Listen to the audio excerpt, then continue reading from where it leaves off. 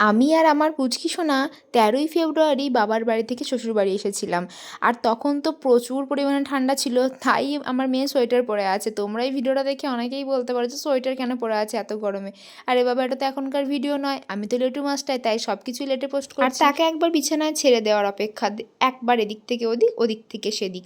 আর এখন ঠিকই করছে বলো তো, তার দাদু এখন কাজ থেকে বাড়ি এসে তাকে কোলে নিয়েছে, সে দাদুর সঙ্গে পাল্লা দিয়ে টিভি দেখছে। কী পাকাই না হয়েছে তার বাবার, আমি যতই বলছি তার তো শোনার কোনো মতিগতিই নেই, সে তার নিজের ধ্যানেই রয়েছে।